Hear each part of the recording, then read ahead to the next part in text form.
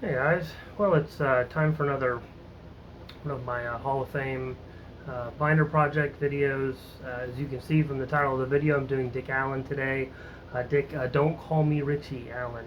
It was very important to him that you call him by his name that he preferred, which was Dick. Um, he actually had that in his contract later on in his career when he went to the White Sox. More on that part of his career a little bit later. I'm doing Dick Allen today for, hopefully obvious reasons. He's being inducted into the Hall of Fame this week. He's one of two from sort of the what they call the classic era, but we know the vintage guys that. He's one of those guys that's being brought in. I already have done Dave Parker previously, so I thought it'd be good to do Dick Allen. There's another reason I'm doing Dick Allen today, and I'm actually going to show you something a little extra today. So I'm going to shift videos. I'm going to show a little clip that I took in Wampum, Pennsylvania earlier this week, actually just last night. So I'll show you that, and then we'll come back. We'll talk about Dick Allen then. So this week is Hall of Fame induction week. So I am in Wampum, Pennsylvania. I live about 20 minutes down the road. Thought maybe you would want to see this new mural. They just painted this. They just finished it last week. Doing a bunch of Hall of Fame stuff here this weekend. They're having a music festival Friday, and then doing like a watch party type thing here in town, and having food trucks and stuff. For those of you who don't know, Wampum, Pennsylvania, that's where Dick Allen lived. He was born and buried in Wampum, and so anyway, pretty cool mural. Just thought you would all like to see that. All right. Well, I hope you enjoyed that. It's such a seeing the mural. It's just great, and they've got the whole town. They've got signs and everything all over Wampum. It's very cool. By the way, if you watch any of these previous ones, you might know that I tend to kind of try to dig deep into some players by finding podcasts and things that I can listen to. And so I was listening to a bunch of podcasts about Dick Allen this week, and a couple different people called it wampum. It's kind of funny, but I do understand. We've been living in Pennsylvania for about 18 years now, and when we first moved here, there are definitely some villages and cities and towns you mispronounce until somebody laughs at you. So it's not wampum, it's wampum. He's from Wampum, Pennsylvania, doing a bunch there to celebrate his induction into the Hall of Fame this week. So anyway, so let's talk about Dick Allen. Dick Allen, he was an incredible athlete in high school, and then when he went to go play baseball, he could have played basketball. Very likely he could have made it in basketball, but there was more money in baseball, and I think that's why he chose that. He wanted to be able to buy a house for his mother, is what he said. So that's pretty cool. But he got drafted by the Phillies, and then they sent him down to Arkansas. He did not want to go. Arkansas in the South in the '60s, things were not good. He was the first black player to play for that minor league team in Arkansas, and he dealt with a lot of racism, dealt with a lot of issues that just couldn't eat with the team a lot of times, and couldn't stay with the team, and just had all of those problems. We know about the Jackie Robinson stuff, and here we are, around 20 years later, and it's the same stuff. Dick Allen's going through these same things, and then he goes to Philadelphia in '64, and just has an incredible rookie year. His rookie year in Philadelphia, he ended up being the rookie of the year. He was good enough to get MVP votes. He was 7th in MVP voting that year as well. So just an incredible year. He hit with a 44-ounce bat. It's incredible. People asked him, like, why a 44-ounce bat? He said, well, that's the one they gave to me, so that's the one I thought I had to use. So he just used it. And for reference, most baseball players use somewhere between 31 and 35. So that's like, we're talking 33% heavier. That's a heavy old bat. And he was a fantastic hitter, a big hitter. He he struggled, though, during his time in Philadelphia with some of the same stuff he had to go through in Arkansas. He had to deal with a lot of race stuff.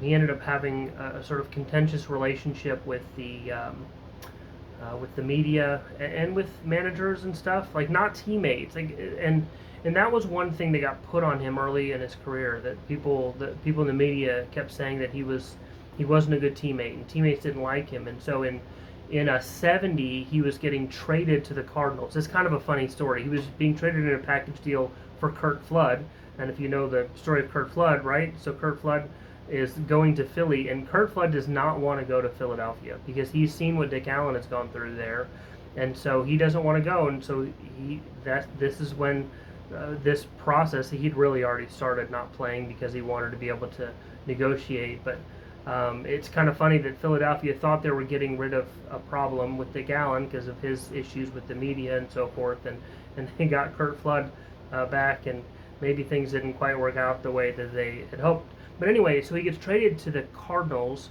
and Shandy is the manager at the time, and was kind of vocal. He didn't want Dick Allen to play. He'd seen the same things in the media everyone else had seen. And by the end of he only played there for a year for the Cardinals in '70, and by the end of that year, he didn't want Dick Allen to leave. Like he was very happy with him as a player and as a teammate. And this is the interesting thing, that like he gets a lot of knocks about his not being a good teammate, but that's just not, it doesn't play out. If you ask his former teammates, they don't feel that way at all. When he got traded back to Philadelphia later on in his career, played with Schmidt, and Schmidt loved him and talked about how influential he was on him and how he taught him so many things. Goose Gossage was a teammate, I think, for the White Sox when they were playing the White Sox together. And Goose says that his quote, I love his quote. He said, "I don't even know why they have a Hall of Fame if Dick Allen isn't in it." Like, and that was his opinion for years. He's been saying that, and so I listened to some interviews with Goose, and they're good interviews. If you've never heard him talk about Dick Allen, and you don't mind some colorful language. There is some colorful language. Goose just kind of lets it all hang out. But he's just when he talks about Dick Allen, he says that Dick Allen is the one who helped him become the pitcher that he was. He was one of three guys, including Chuck Tanner, who was the manager of the White Sox. But I'm skipping ahead. So he went to the Cardinals, then he went to the Dodgers for a year, and then he got traded to Chicago White Sox. And when he was in Chicago, that was from '72 to '74. People who kind of know the history of that time far better than I do will tell you that that Dick Allen quite possibly saved the White Sox. That there was a possibility, a strong possibility, that the team was going to get moved somewhere else, possibly to Seattle.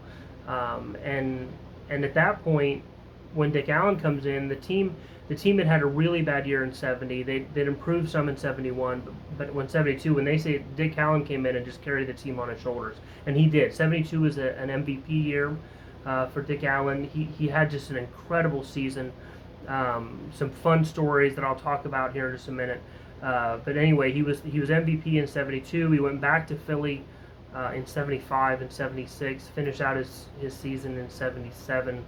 With the A's. Just a very short time there. I don't even think he finished out the season. Dick Allen was a 7-time All-Star. He was the American League home run leader. Interestingly, Philadelphia, the Phillies, they retired his number, which they kind of broke one of their own kind of rules. That it's kind of an unspoken rule, but they had never retired a number of somebody who wasn't in the Hall of Fame, and they retired his number before he was inducted into the Hall of Fame. And I think partly just to try to kind of push people into voting him in maybe a little bit. Thankfully, Dick Allen was alive for that. He was alive when his number was retired, and he obviously had a bad relationship with Philadelphia his first time there. Had a tough time. When he came back, it was a lot better. I don't really want to talk about whether he deserves to be in the Hall of Fame or not. I think he does. I think his numbers speak for themselves. If you look at his numbers, the way that we talk about stats today with his WAR and those things, for an 11-year period, I think if you talk about his OPS, so those numbers put him at the top of the pack, like among the top, like in the top 5 and 6 players for an 11-year period. So he has this really strong 11-year period. He kind of fades at the end of his career. Was still a positive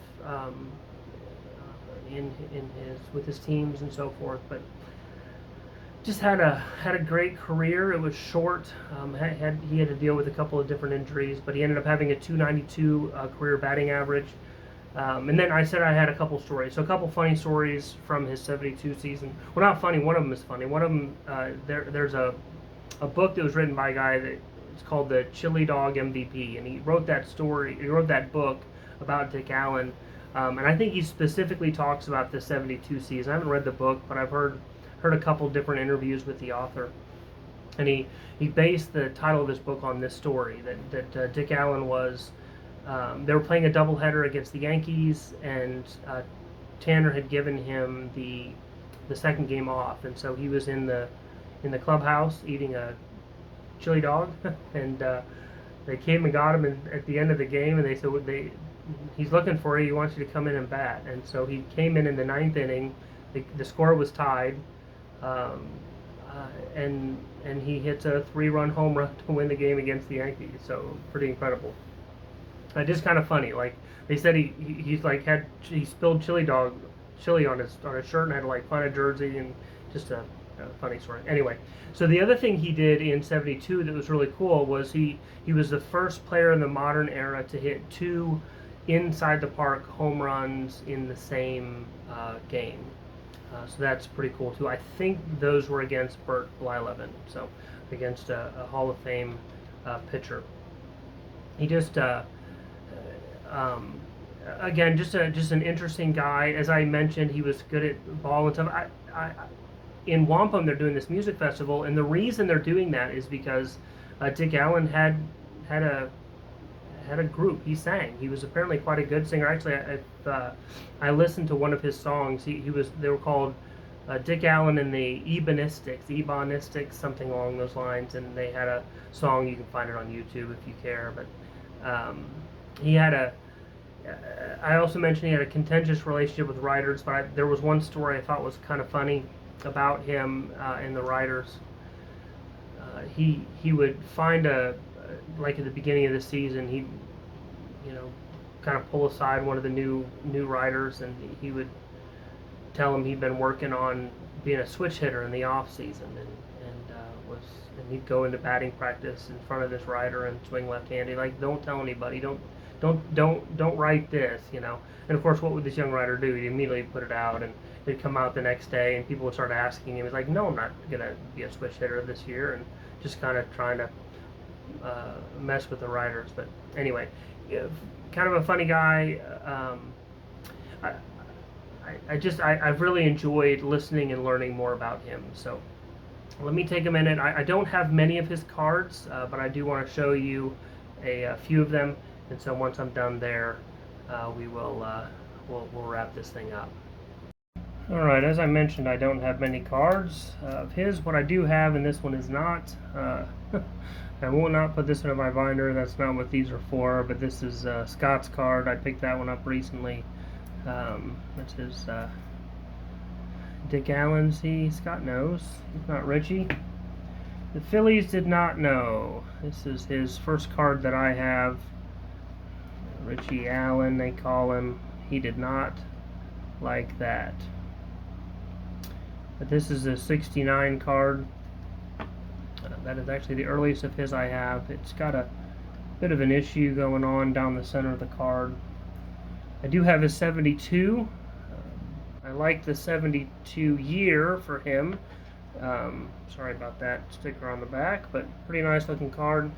I like the 72 year because it's his MVP year. But this is the card that I actually have in my binder currently for Dick Allen. I'm a big fan of this card for him.